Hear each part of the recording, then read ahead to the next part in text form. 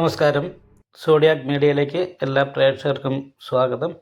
2026 ഫെബ്രുവരി മാസത്തെ ഉത്രട്ടാതി നക്ഷത്രക്കാരുടെ നക്ഷത്രഫലമൊന്ന് പരിശോധിച്ച് നോക്കാം. ഉത്രട്ടാതി നക്ഷത്രക്കാരെ സംബന്ധിച്ച് അത്ര അനുകൂലമായിരിക്കുന്ന ഒരു മാസം എന്ന് പറയാൻ കഴിയില്ല. കാരണം ലഗ്നത്തിൽ നിൽക്കുന്ന ശനിയാണ്.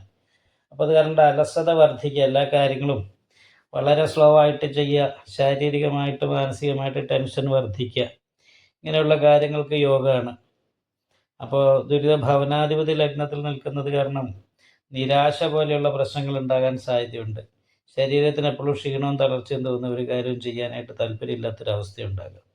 ഇങ്ങനെയുള്ള കാര്യങ്ങൾക്ക് യോഗമാണെന്ന് മാത്രമല്ല, അനാവശ്യമായിട്ട് ചിലവ് കണ്ടമാനം വർദ്ധിച്ചുകൊണ്ടിരിക്കുക, ആവശ്യമില്ലാത്ത യാത്രകൾ കൊണ്ട് ശാരീരികമായിട്ടുള്ള ക്ഷീണം, ധനനഷ്ടം, ഇങ്ങനെയുള്ള കാര്യങ്ങൾക്ക് യോഗമാണ്. കാൽപാദത്തിന് വേദന പോലെയുള്ള പ്രശ്നങ്ങൾക്ക് യോഗമാണ്. ഗ്യാസ്ട്രിക് പോലുള്ള രോഗാവസ്ഥ ഉണ്ടാകാനും സാധ്യതയുണ്ട്. അപ്പം അത് കാരണം കൊണ്ട് വിഷ്ണു ക്ഷേത്രത്തിൽ നെയ്വിളക്ക്, ഭാഗ്യസുക്താർച്ചന മുതലായിട്ടുള്ള വഴിപാടുകളൊക്കെ ചെയ്യണം. 4-ാം ഭാവാധിപതി 12-ലാണ്. അപ്പോൾ വീട് വിൽപ്പന പോലുള്ള കാര്യങ്ങൾ ആഗ്രഹിക്കുന്നുണ്ടെങ്കിൽ അതിനനുകൂലമായിരിക്കുന്ന സമയമാണ്.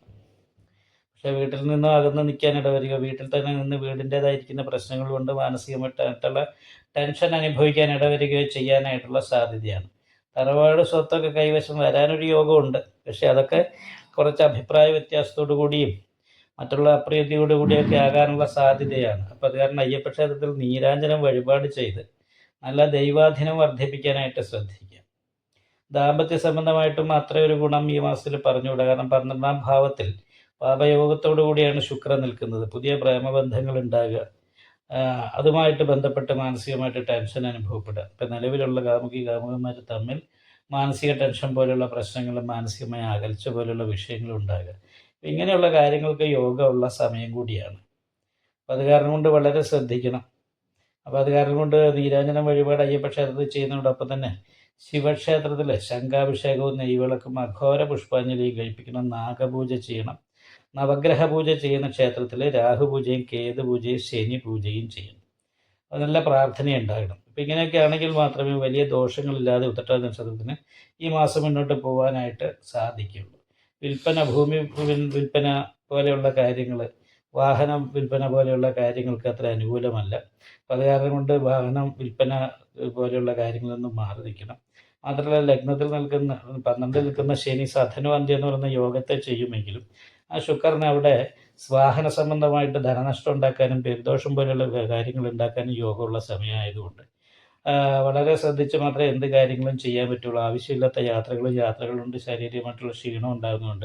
ആവശ്യമില്ലാത്ത അനാവശ്യമായിട്ടുള്ള യാത്രകളൊക്കെ പരമാവധി ഒഴിവാക്കാനായിട്ട് ശ്രമിക്കണം. സമയം നല്ലത് വന്നു കഴിഞ്ഞാൽ കാര്യങ്ങളൊക്കെ അനുകൂലമായിട്ട് വരും. അതിനുശേഷം മാത്രം യാത്രയ്ക്ക് ശ്രദ്ധിക്കുക. 23-ാം തീയതി കഴിയുമ്പോൾ ലഗ്നത്തിലേക്ക് ചൊവ്വ കൂടി വരും. അപ്പോൾ ചൊവ്വ ലഗ്നത്തിൽ വന്നു കഴിഞ്ഞാൽ പിന്നീട് ലഗ്നേ കുജ ക്ഷതധനു എന്ന് പറയുന്നൊരു യോഗവും പഞ്ചഗ്രഹ യോഗവുമാണ്. അപ്പോൾ ഒരു കാര്യത്തിലും താല്പര്യമില്ലാതിരിക്കുക, ശാരീരികമായിട്ട് ചതവ്, മുറിവ് പോലുള്ള കാര്യങ്ങൾ, ദേഷ്യം, കലഹം, എടുത്തിയാട്ട കേസ്, ഇങ്ങനെയുള്ള വിഷയങ്ങളിലൂടെ പോകാനും കൂടി സാധ്യതയുണ്ട്. അപ്പോൾ വളരെ ശ്രദ്ധിക്കുക, നല്ല പരിഹാരം ചെയ്യുക, നല്ല പ്രാർത്ഥന ഉണ്ടാക്കുക, ക്ഷേത്ര ദർശനം നടത്തുക. ഈ വീഡിയോ ഇഷ്ടപ്പെട്ടാൽ ലൈക്ക് ചെയ്യുക, നിങ്ങളുടെ അഭിപ്രായങ്ങൾ കമൻറ്റ് ചെയ്യാം. ജ്യോതിഷവുമായി ബന്ധപ്പെട്ട കൂടുതൽ കാര്യങ്ങൾ അറിയാൻ ഈ ചാനൽ സബ്സ്ക്രൈബ് ചെയ്യുക. ഞങ്ങളുടെ ഓൺലൈൻ കൺസൾട്ടൻസി നമ്പർ താഴെ ഡിസ്ക്രിപ്ഷൻ ബോക്സിൽ കൊടുത്തിട്ടുണ്ട്. ആവശ്യമുള്ളവർക്ക് കോൺടാക്റ്റ് ചെയ്യാവുന്നതാണ്.